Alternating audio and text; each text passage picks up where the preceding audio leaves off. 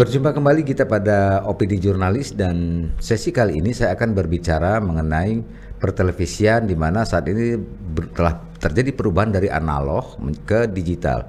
Untuk pada pembahasan kali ini saya telah mengundang Kepala TVRI Sumatera Selatan, Ibu Evlianti. Selamat datang Bu di podcast. Kita akan banyak gali dari Ibu sebagai pemimpin TVRI Sumsel bagaimana kondisi daripada TVRI Sumatera Selatan sekarang ini, baik menyangkut SDM maupun sarana dan prasarana, Bu. Siap, terima kasih undangannya Pak Arta. Iya.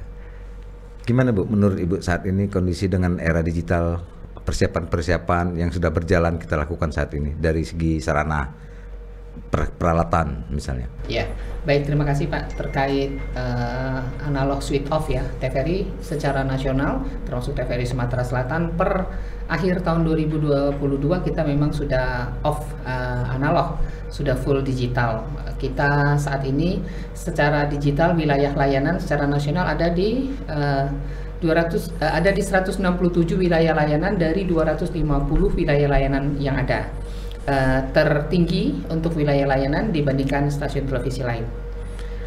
Untuk Sumsel juga kita semua sudah full digital saat ini, sudah mengudara digital untuk siaran terestrial. Baik, selama perpindahan migrasi dari analog ke digital, saat ini apa saja yang dialami? Apakah memang lebih enak bekerjanya atau membuat sesuatu konten acaranya lebih bagus, lebih mudah? Ya. Benar Bu? Baik, secara teknis tentu dari sisi masyarakat atau pemirsa ya, dengan beralih ke digital ini pemirsa diuntungkan karena digital itu kan 0 atau 1. Jadi kalau sekarang diperhatikan tidak ada lagi di layar itu gambar bintik-bintik seperti dulu. Kalau bintik-bintik itu berarti manual. Tapi kalau digital 0 atau 1. Gambarnya bagus atau tidak ada sama sekali. Kalau tidak ada berarti tidak ada jaringan digitalnya. Itu satu. Kemudian kalau dari sisi konten ya, saya melihat teman-teman di TVRI Sumatera Selatan terutama penuh semangat Pak dengan posisi digital sekarang.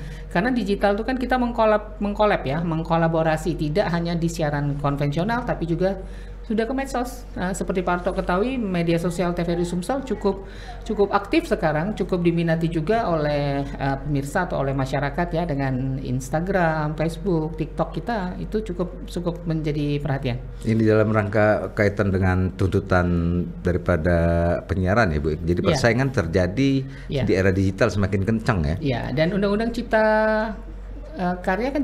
Kerja juga mengatakan bahwa TVRI atau dunia penyiaran itu tidak hanya di terestrial tapi mengikuti perkembangan zaman. Jadi multi platform sekarang ya, kita mengikuti, kita ada di media sosial untuk melaksanakan fungsi kita sebagai lembaga penyiaran publik.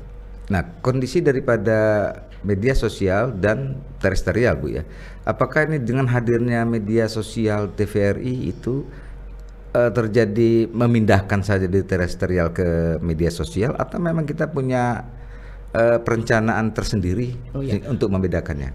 TVRI memiliki unit kerja tersendiri sekarang terkait dengan media sosial, konten media baru namanya. Jadi dari sumber yang satu, dari bahan yang satu, tapi menghasilkan produk yang berbeda-beda sesuai dengan kebutuhan. Jadi siaran konvensional kita tetap, media sosial juga versi media sosial, bahkan juga untuk web, misalnya untuk portal berita yang kita support juga secara nasional. Tentu jadi tampilannya harus kekinian, harus sesuai dengan kebutuhan, tapi dari sumber yang satu.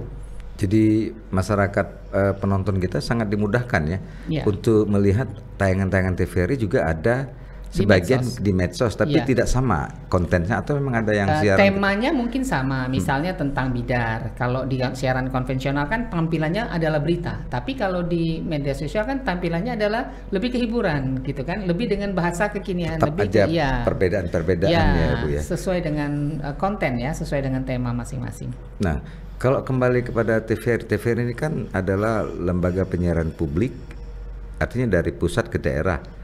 Nah, bagaimana Bu dengan kaitan dari pusat ke daerah? Kita kan punya kanal sendiri nih, TVRI Sumatera Selatan. Apakah kita masih seperti dulu wajib menyiarkan siaran-siaran pusat atau punya program sendiri? Ya, TVRI secara nasional sekarang punya 4 kanal kan Pak ya, TVRI Sport, TVRI Budaya, TVRI berbahasa Inggris, dan TVRI Nasional, serta TVRI stasiun penyiaran yang ada di 34 stasiun penyiaran sekarang, 34 provinsi.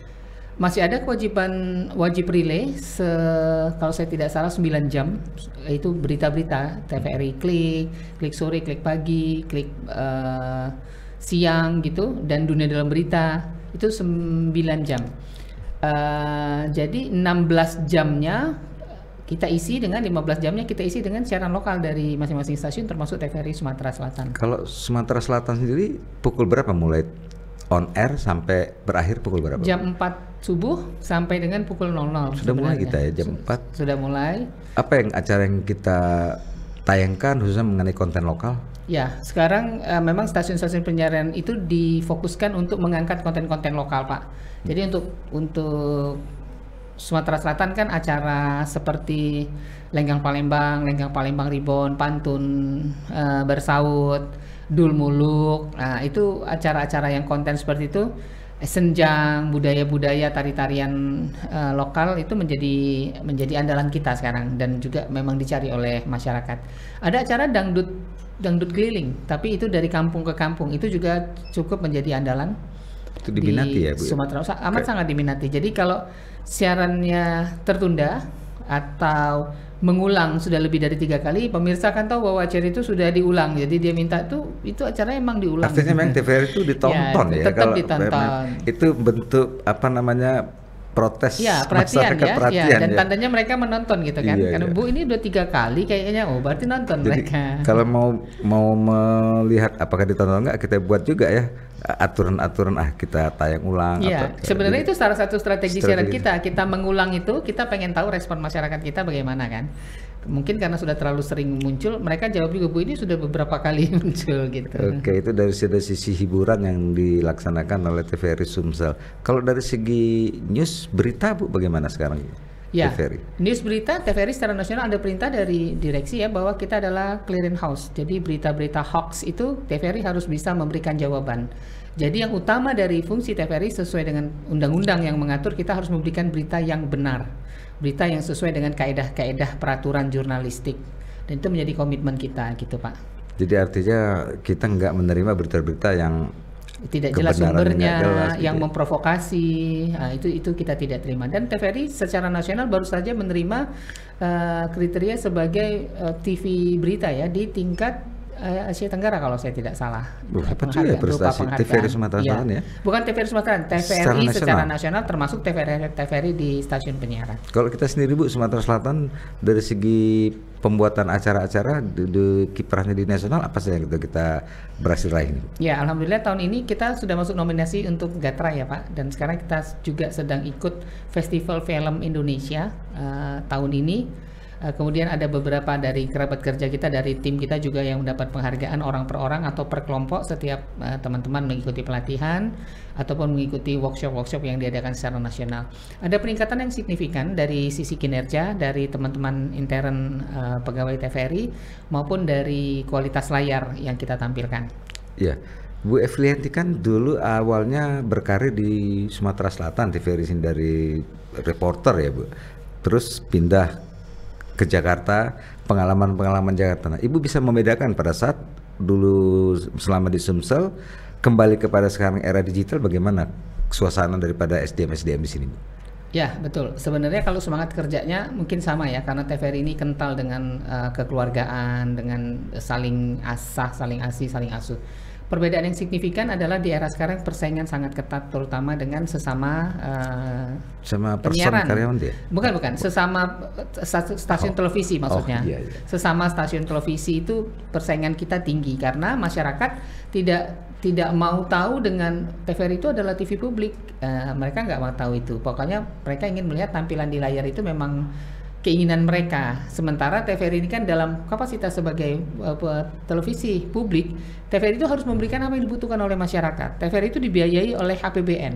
APBN itu harus digunakan sebesar-besarnya untuk kemaslahatan masyarakat. Jadi kadang-kadang TVRI ini memang adalah obat. Mungkin tayangannya tidak terlalu menarik untuk masyarakat untuk ditonton, tapi sebenarnya fungsinya atau pesan yang disampaikan itu adalah kebutuhan yang harus disampaikan oleh TVRI sebagai perpanjangan tangan pemerintah atau stakeholder untuk menyampaikan pesan-pesan. Iya, sesuai dengan fungsi peran TVRI ya, mencerdaskan, mendidik tetap aja mengedukasi, ya, mendampingi masyarakat. Kadang-kadang yang namanya pelajaran itu kan membosankan, samalah seperti anak-anak sekolah dalam pendidikan yang formal mungkin mereka bosan. Itulah TVRI. Tapi sebenarnya itu dibutuhkan untuk jangka panjang. Jadi harus diikuti. Jadi metodenya, tugas TVRI adalah membuat program-program acara yang menarik, yang mau ditonton oleh masyarakat, melibatkan masyarakat secara langsung. Dan masyarakat memang harus memanfaatkan TVRI ini. Karena yang dibiayai oleh negara TVRI. Jadi untuk penyebar luasan informasi, penerangan, dan hiburan, masyarakat dapat memanfaatkan TVRI dengan semaksimal mungkin. Sesuai dengan statusnya itu lembaga penyiaran publik, Bu. Artinya dalam status LPP sekarang TVRI itu boleh mengkritik atau kalau memang ada hal-hal yang memang suara masyarakat ya. Karena TVRI bukan TV pemerintah, tapi TV yang dibentuk oleh negara, televisi yang dibentuk oleh negara.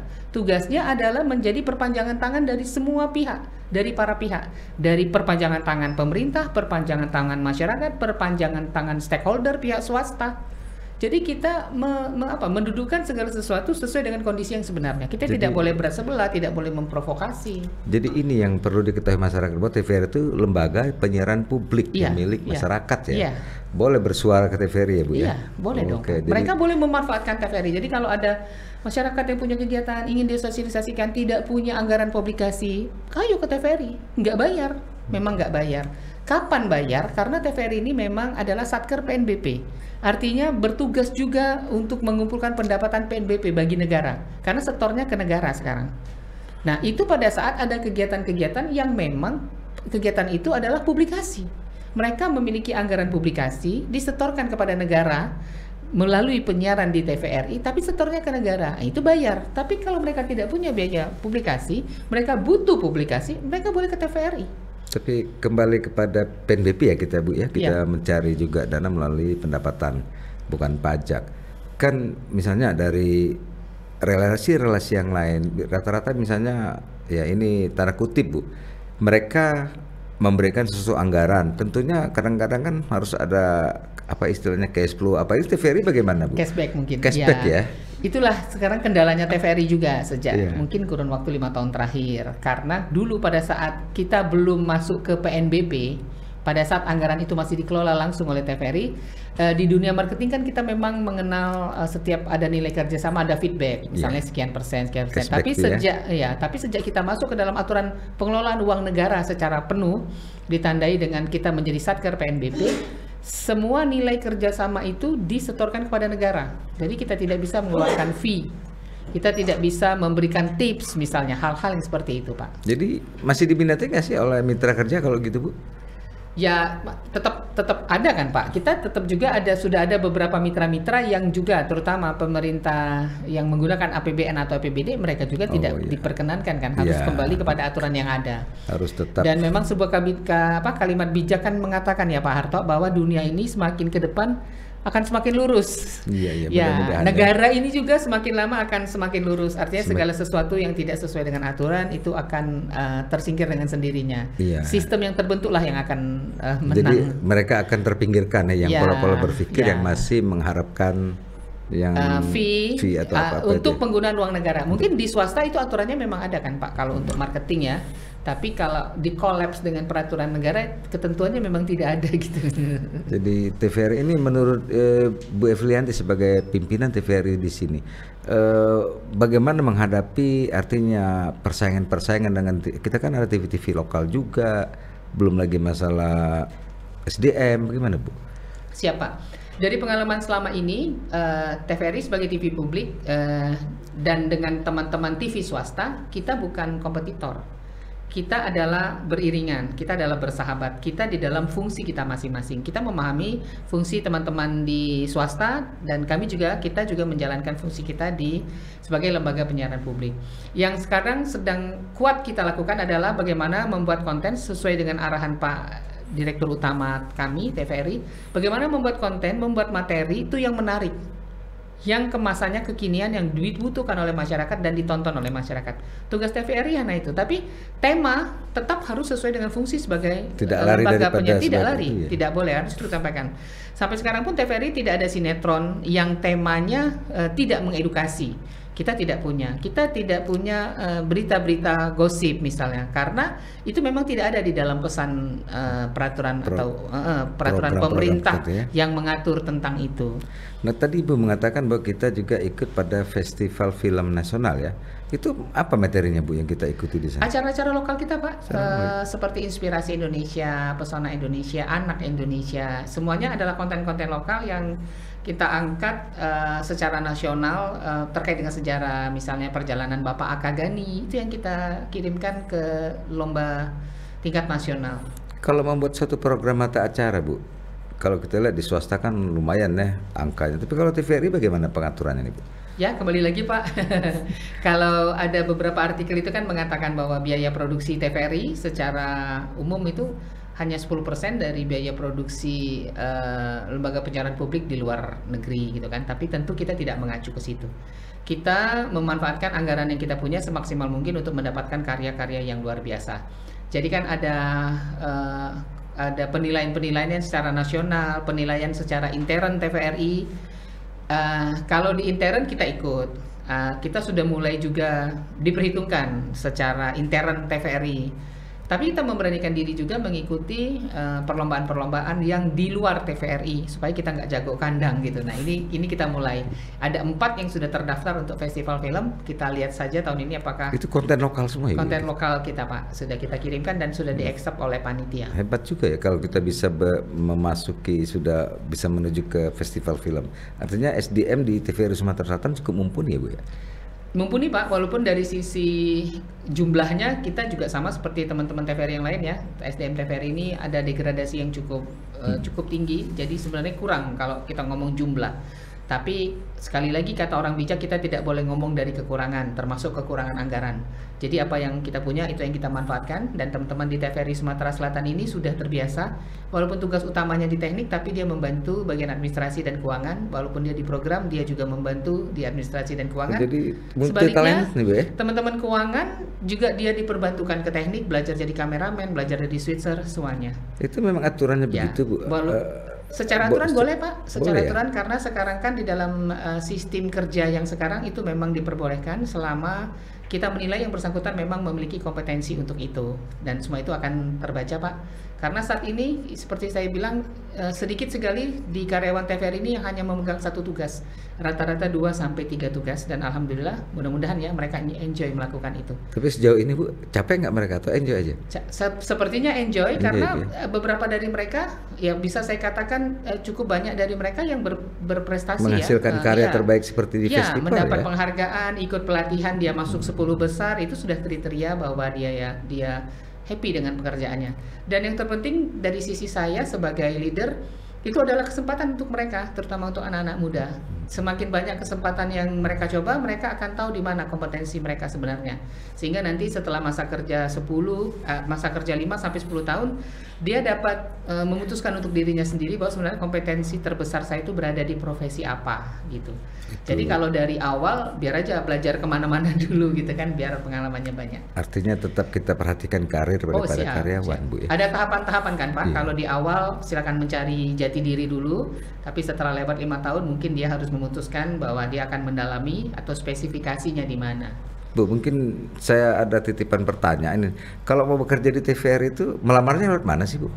TVRI itu adalah PNS, Pak, ASN ya kalau sekarang. Jadi boleh melamar. Sekarang sedang buka nih CPNS TVRI tahun ini secara nasional menerima lebih dari 2.400. 800 diantaranya untuk teman-teman transmisi. Silakan, jadi pendaftarannya seperti pendaftaran CPNS biasa, PNS dan P3K. Tetap melalui online Tetap melalui online. Rekrutmen CPNS yang jadi rekrutmennya itu betul-betul memang real ya? Iya. Tidak bisa kan sekarang CAT, Pak. Iya. Ujiannya saat itu dan hasilnya sesaat setelah itu. Nggak bisa langsung. titipan kayak dulu ya, Bu ya? Tidak bisa, Pak. Tidak bisa dan TVRI stasiun daerah juga tidak bisa menerima pegawai kontrak lagi. Jadi TVRI ini juga sudah masuk ke dalam sistem tata kelola kenegaraan secara full gitu ya, reformasi birokrasi. Jadi penerimaan pegawai tidak boleh dilakukan kecuali untuk tenaga pengaman, tenaga kebersihan, dan pengemudi yang bisa diterima di lokal. Yang lainnya semuanya harus sesuai dengan prosedur. Kita adalah pegawai dinas Kominfo TVRI ini yang diperbantukan ke TVRI. Semoga ini yang mempertanyakan cukup jelas jawaban Ibu Kepala TVRI. Nah, kembali kepada soal adanya divisi baru, Bu, namanya konten media baru. Ini apa saja yang dilakukan konten media baru? Apakah pemindahan daripada terestrial ke medsos atau bagaimana, Bu? Tidak, Pak. Konten media baru itu memang unit kerja baru dan pekerjaannya memang baru tentang ya bahasa lumrahnya mungkin media sosial ya. Sebenarnya multi platform. Jadi semua hal pengembangan bukan penyiaran terestrial itu ada di teman-teman konten media baru. TVRI benar-benar membangun dunia baru di situ gitu, tapi memang dengan dikolaborasikan dengan siaran terestrial karena itulah kekuatan TVRI. TVRI sebagai LPP stasiun penyiaran pertama di Indonesia itu modal TVRI. Nah itu yang sekarang kita collab dengan konten media baru. Jadi akun-akun media baru TVRI itu diharapkan selain membackup siaran yang sudah ada terestrial, tapi juga membangun image baru di multi platform itu. Ya saya lihat udah menarik juga ya. Persaingan di media sosial TVRI dengan TV-TV swasta lainnya ya. Ya, kita juga punya sitkom sekarang kan. Kalau di medsos itu ada sitkom beberapa dari teman-teman swasta yang cukup menarik. TVRI Sumatera Selatan juga punya sitkom yang kita tayangkan di terestrial dan juga di medsos. Terus beberapa acara andalan di terestrial seperti misalnya Senjang itu juga kita cuplik, kita tayangkan di medsos. Jadi kalau teman-teman lagi nyopir kendaraan buka medsos TVRI ada senjangnya teman-teman masyarakat Musi Banyuasin itu bisa ditonton di situ. Dan itu memang hanya dicuplik sedikit-sedikit saja. Jadi memang konten-konten lokal itu sangat dibutuhkan dan kita juga rindu ya, Bu ya. Misalnya di daerah-daerah kita lalu lama nggak dengar Batanghari 9. Iya, Batanghari 9. Mudah-mudahan apa yang dilakukan TVRI dalam meningkatkan siaran khususnya konten lokal itu dapat lebih baik lagi ya, Bu, ya, cara penggarapannya ya. Kalau menurut Ibu sendiri, Bu, TVRI Sumatera Selatan di era digital saat ini kedepannya ini apa akan terus dapat artinya memperlebar jangkauan atau cukup yang sudah ada atau tergantung bagaimana nanti? Siap. Kalau dari sisi terestrial sekarang yang belum terjangkau oleh transmisi digital itu hanya di daerah Oku Selatan. Dan itu on progress dari kantor pusat dengan sistem digital yang baru juga akan tercover. Beberapa titik di daerah terjauh, terluar itu kita akses melalui internet, bekerja sama dengan teman-teman dari media sosial online. Jadi kita berusaha semaksimal mungkin mencapai masyarakat sampai titik-titik terjauh, terluar gitu. Harus bisa kita cover. Mereka menangkapnya dengan pesawat televisi yang digital terus atau harus peralatan-peralatan lain lagi, Bu? Bisa dari parabola, itu bisa. Itu sudah kita sosialisasikan juga bersama pemerintah kabupaten kota setempat bersama Dinas Kominfo. Karena kadang-kadang masyarakat tuh tidak tahu, tinggal menyetel frekuensinya saja di pesawat televisinya, terutama mereka yang menggunakan parabola. Frekuensi TVRI sudah ada. TVRI di lokasi itu, misalnya di Lahat, di Pagar Alam, di Moraine, sebenarnya frekuensi digitalnya sudah ada. Itu masyarakat, Bu, misalnya nih di suatu daerah, di pedesaan atau di jauh dari kota, mereka mau tanya TVRI itu nanyanya kemana sih, Bu? Mereka bisa di medsos atau apa mungkin bisa? Medsos juga kita sudah kerjasama Pak dengan akun lokal setempat ya. Jadi misalnya Palembang Lahat Info misalnya begitu. Itu kita bekerja sama sehingga masyarakat juga bisa menonton atau mengakses TVRI itu dari media sosial atau dari siaran digital kami. Dan kita akan terus mensosialisasikan dengan pemerintah kabupaten kota setempat, terutama melalui Dinas Kominfo. Bu, ke depan Ibu yakin nggak sih dengan jam berapa tadi, mulai pukul 4 subuh sampai pukul 00 ya Bu ya, TVRI Sumatera Selatan dengan kanal sendiri.